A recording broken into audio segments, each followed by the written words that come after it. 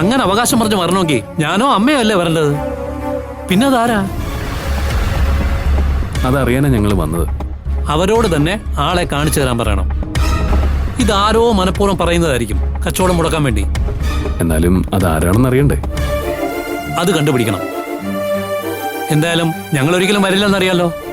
നേരത്തെ ആയിരുന്നെങ്കിൽ വരുമായിരുന്നു. ഇനിയിപ്പോ ബന്ധങ്ങൾ ഊട്ടി ഉറപ്പിക്കാൻ പോകുന്നിടത്ത് അതിന്റെ ആവശ്യമില്ലല്ലോ.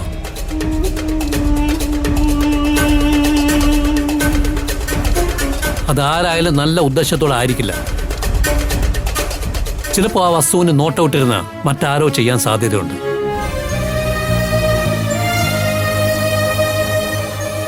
ആ വഴിയെക്കുറിച്ച് ഞങ്ങൾ ആലോചിച്ചില്ല. എന്നാ അങ്ങനെയാവും ഭാവന. സാരമില്ല, കണ്ടുപിടിച്ചോളാം.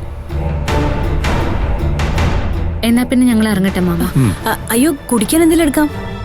സാരമില്ല, ഇനിയും ആവാമല്ലോ. പോയിട്ട് അല്പം ധൃതിയുണ്ട്. എന്നാ ആയിക്കോട്ടെ.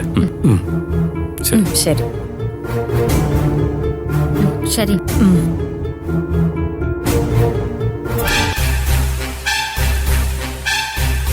എന്നാലും അതാരായിരിക്കും അവകാശി?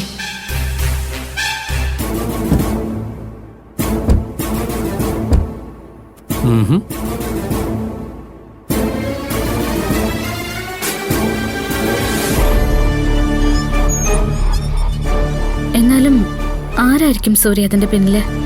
ആരായാലും വളരെ പ്ലാൻ ചെയ്ത് ഓപ്പറേറ്റ് ചെയ്തിരിക്കുന്നത്.